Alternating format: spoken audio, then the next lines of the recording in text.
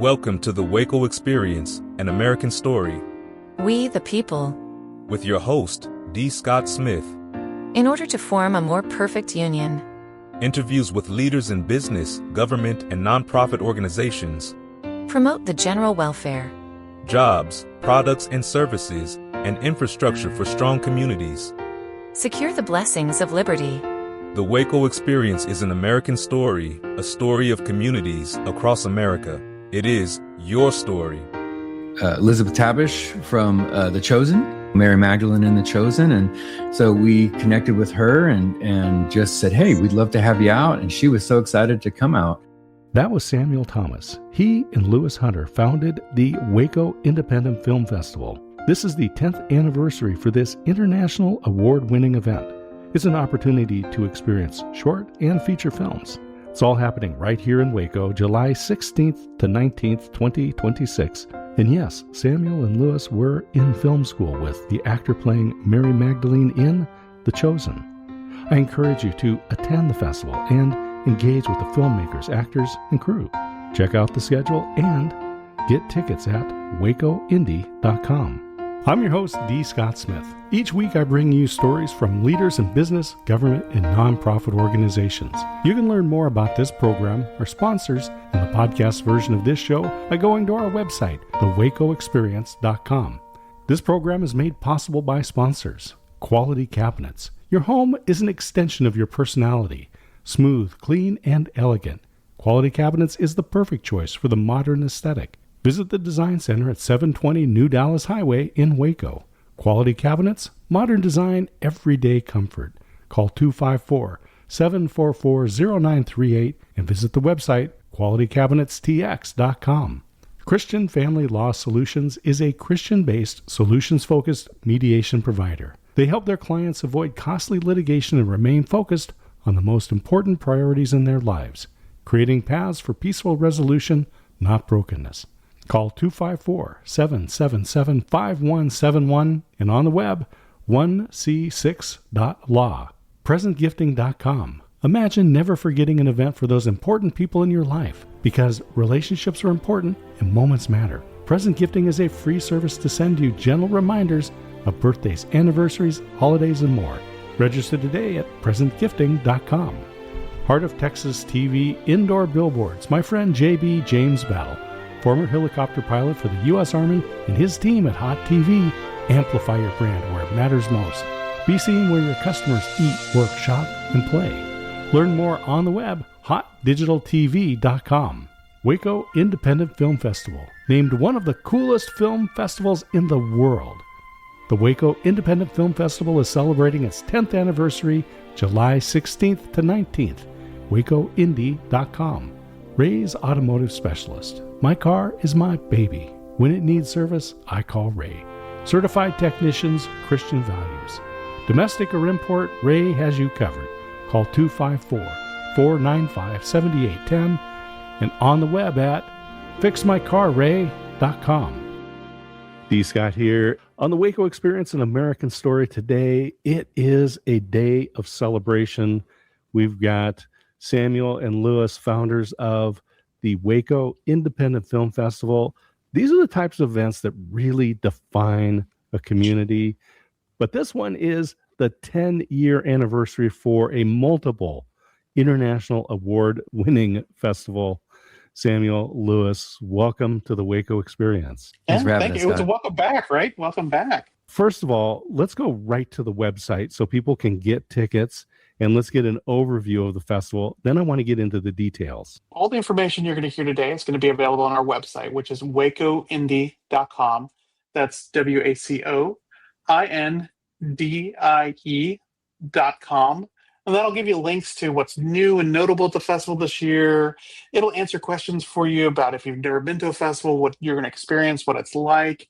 And then there's also going to be ticket links in the corners. Let's get the dates again for the festival. Dates are 16th through the 19th, with plenty of fun films, especially on the 17th and 18th, which is Friday and Saturday. But we have a great red carpet on Thursday the 16th and a wonderful follow-up with an awards brunch on the 19th, as well as an encore on Sunday for kind of the best of the fest. All right, so that's coming up July here in Waco. Louis and Samuel, let's each get a little background on you guys. Louis, you want me to do this? You got it. Yeah, no, you got it. Go ahead. Well, so Louis and I are film school buddies. We met in college in the film program at the University of North Texas. And honestly, just could tell right away that we kind of dug each other's vibes. Louis is an amazing writer and an also amazing producer. And some people think I can direct things. So we connected through that. And kind of did our own little school projects together. And then when it came time to do the sort of the big, final film class projects, we were able to connect to each other. And he produced and I directed, and we kicked out a short film that we're still proud of for the initial effort of a film student kicking it out there. And then we just became friends, so much so that, I was blessed to be in his wedding when I was already married. I was already married when we met, but and then years go by, we travel here, we travel there, and Louis ends up in Waco and I'm in Dallas, and he's like, hey, are we close enough to start connecting and making films again? To which we did, and we had a great time, and we were on the film festival circuit enjoying it so much that Louis had this crazy idea, and he drove me past the Hippodrome one day, and he's like, okay, tell me what you think about this. What if we brought a film festival to Waco? And Louis, I'll let you finish that out. Yeah, it really was a crazy idea. And the funny thing is, anytime we asked people who ran film festivals, what was your best advice about for running a film festival? They always said, don't do it. Because it's so much work. But, and it really is a lot of work, but it's such a blessing, right? And Really? Part of the reason we did all this is, when Samuel and I were on the festival circuit with our short films, we just saw how much a community could come together and how, storytelling brings people together. And so that's like what you're doing here, Scott, with the storytelling in your podcast and the radio show. It's connecting people to other people's stories. And what's great about a film festival is we bring those storytellers to town.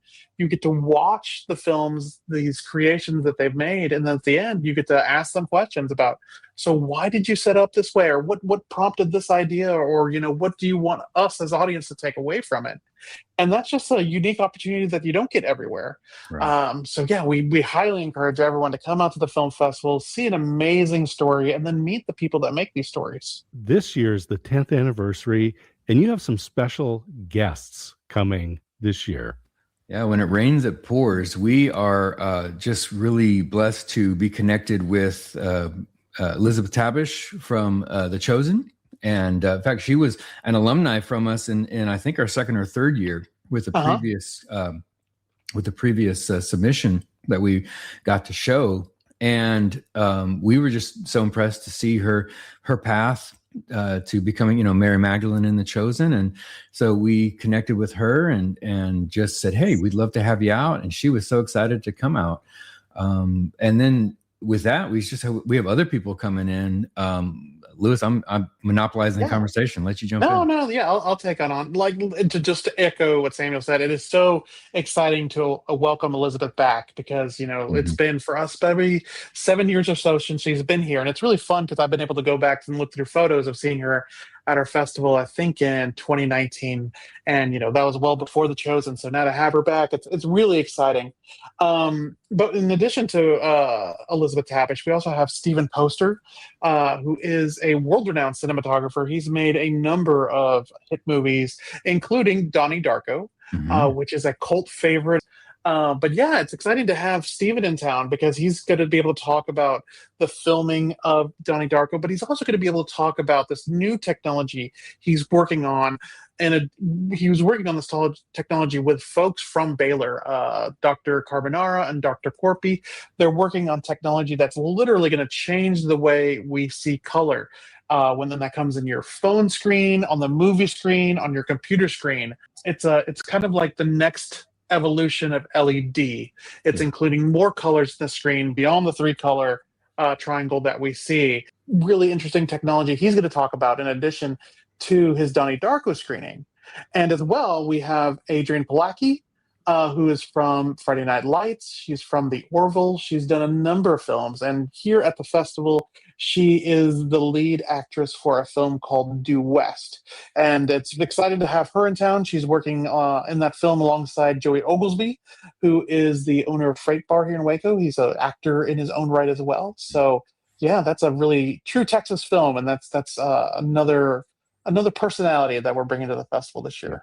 It gives the filmmakers just another tool to bring out emotion. And go ahead, Samuel. Yeah, no, I was actually going to agree with that. That's going to be great for our community, for anyone in our community interested in that. But it's also going to be great for the filmmakers coming in. It's such a value add to them to be able to see this new technology and see how they can apply it to their own craft. It is art and science that comes together in a film festival like this. But I do want to touch for a moment on artificial intelligence, how AI is coming as a tool. That's a great question. So that is a Pandora's box question. Yeah, yeah, I know. That's why I say I don't want to make a show about it. Yeah, but in today's world, we all want to know just a little bit, because things that we don't understand are easy to be afraid of. Exactly. But if you look into it, it's just another tool. Yeah, and that is sort of how we approach it. We're very right now, because the technology is so new and adapting so fast and changing, we're not thinking it's smart to kind of make a definitive decision on it right now. So we're very much in a wait and see mode. We're seeing how people use it. In fact, when we have filmmakers submit to us, we just have a simple question in a custom form that we give for all submissions. Is like, how are you using AI in your production? Whether that be, hopefully not to help me write the script, or just to help you with some accounting situations, which we can definitely understand that. But we're always just curious, like, what are you using it for? And we've had some submissions that have come through that you could tell it was pretty much an all AI scenario, and they did not make it to the final cut. But then there were others who, like they said, they maybe used it to spell check, which we can understand. So there's a spectrum of what people use it for, and we're very much in a, not a wait and see, but a watch and see scenario. Yeah, and even within, as we're programming the festival, we'll see entries that come in and say, I used AI to help me print out a photo that's in the background of a scene because it's referencing, something that's happened in the past. So it's another, instead of Photoshop, and they used AI. Yeah. And so if that film gets to the point where it's of serious consideration, that's when the programming team has a discussion individually about that one film of, okay, do we feel like AI has affected the way the story is told, or do we feel like it's extra prominent? And so, yeah, it's almost like a case-by-case basis of films of, if it's in consideration for the festival, how much did they use this tool? And was it overused, or was it an acceptable amount? And so, like Samuel said, since this is such an evolving technology, we really are taking things on a case-by-case basis.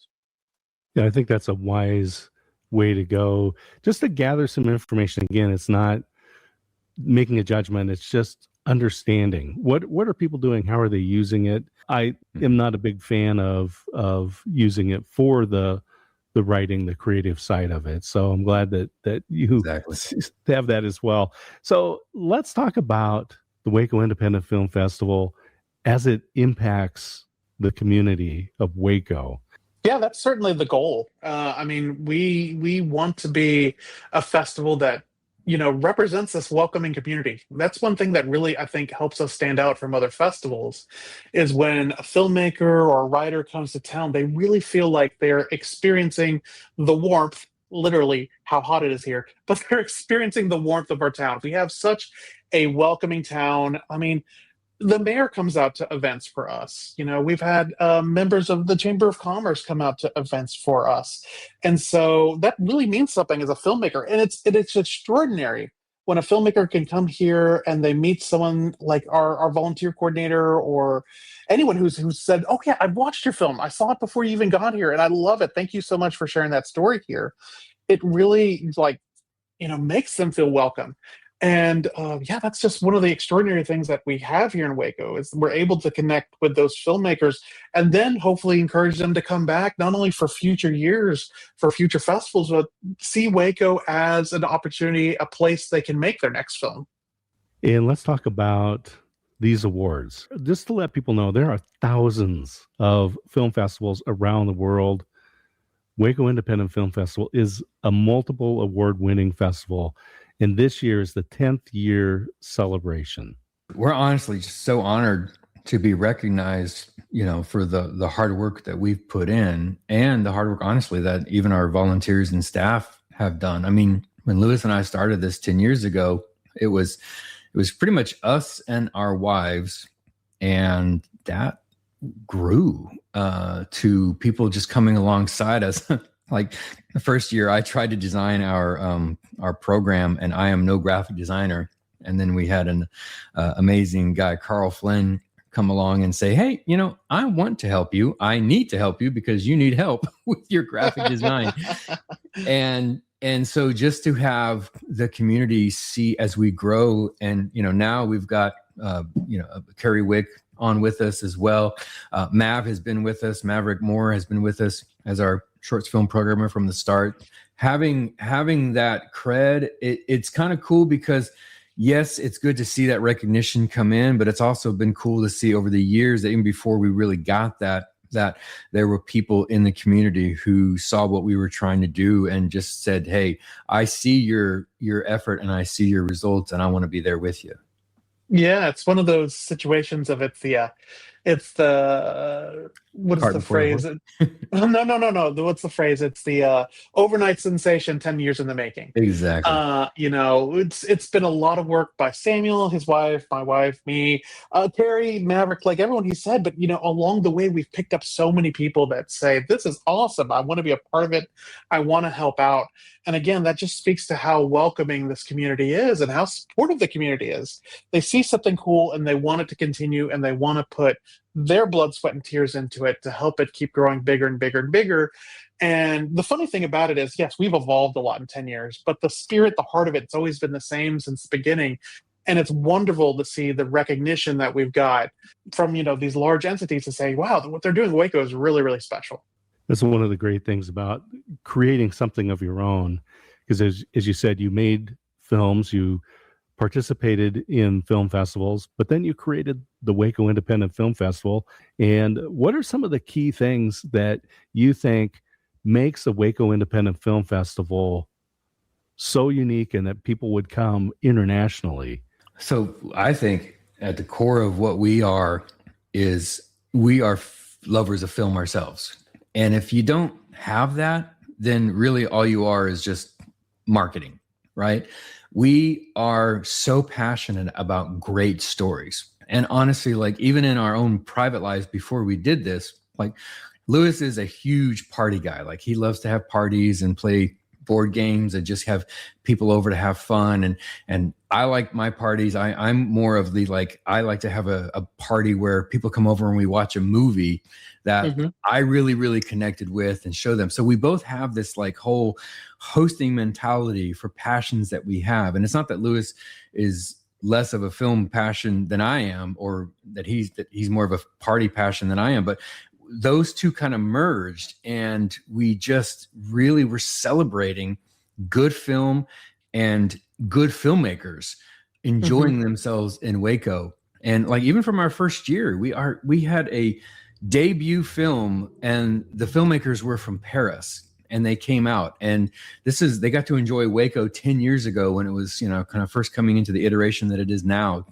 And it was just so cool to see such a quality film and such amazing filmmakers from a totally different part of the world come to Waco and have a blast and share their amazing little film with our community. And I think that sort of was the nugget when we saw somebody like that. That was a nugget of like, okay, we're doing the right thing. And that's continued our motivation throughout the years. Yeah, Samuel mentions, this is a phrase that he uses a lot, is we're both film and festival. So you have to have that passion for great storytelling. And as an audience member, you're going to see amazing stories on screen. But the festival portion, that's the That's the occasion where you actually get to come together. You get to meet filmmakers. You get to meet members of the Waco community, and you get to bond over these stories that are told, and you get to have fun at all these amazing parties that we have. Yeah, that's the festival portion. And of course, one of the phrases that we've adopted over the last couple of years is tell great stories. And that has two paths, right? That has the filmmakers who come to us. What we want to see more than anything else is a great story. We want to know, we want to learn more about these characters. We want to know more about the motivations. What is the path for that story? But in addition to that, if you come to the festival, you're going to leave telling great stories. You're going to talk about how you came to Waco, you survived the heat, you rode a mechanical bull, you played a giant party game with 100 filmmakers at a bar. You went and got to go to balconies. You get to have brisket, Texas brisket, which is a big deal if you're from France and you've never had Texas brisket. That's a huge deal. Huge. But that's what we want. We want to have anyone who comes to the festival, we want them to have just a remarkable experience where they're going to have a story to tell after they leave. So Louis and Samuel, you started the Waco Independent Film Festival 10 years ago.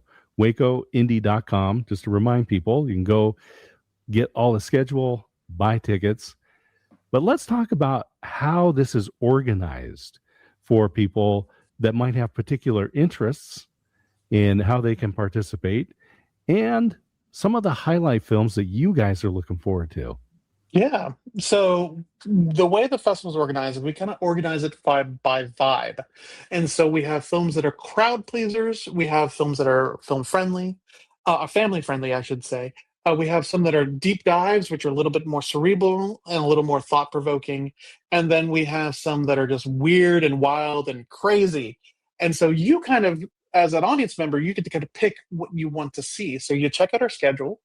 We have got events Thursday through Sunday. And yeah, if you're more interested in the crowd pleasers or the family friendly, just look for that color. And then you can click on the feature film or the film block of short films and kind of learn more about what's going on there. Like, I'll tell you a little bit about the short films that I'm looking forward to. And we've got a group that's on, we kind of call them mixtapes. So you kind of think about like the 80s and 90s when we could make mixtapes of different songs and stuff. So this particular block that I'm talking about is on Saturday. It's in the afternoon at 4:30, and it's called Inner Circle. And it's all about short films about the relationships between people, like mothers and daughters, fathers and sons, things like that. You're going to see a film with Doug Jones, who in that block, who is in Pan's Labyrinth and a number of other big films. I think The Shape of Water. So he's in that block, and it's a story there about a father and son that are looking to make a film together. There's a tremendous film in that block as well, The Boy with the Dinosaur Head, which is a great film, and it's about a teacher who's trying to understand why this child chooses to wear this mask, this dinosaur mask. So we've got a number of amazing short stories, and what I love about short stories is they don't have to follow the rules of traditional filmmaking. You're going to tell a story in 10 minutes, so it doesn't have to have all these beats. It just has to be super interesting for the amount of time it's in. We've got a fun block called You Cannot Get There From Here. So once again, the name of that film block is You Cannot Get There From Here. And it's all about nostalgia and misconnections and places that are frozen in time. So the idea of you can't go back to the past, but you can reflect on it. And you can't get to where you're going. It's also about people that are trying to find an escape from places. So yeah, it's an amazing short film block.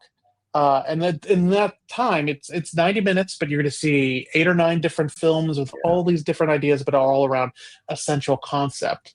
Samuel can tell you a little bit about the features he's looking forward to. Because we have expanded our features this year. And then, when we first kind of started, we're definitely love short films. We're big on short films. We have tons.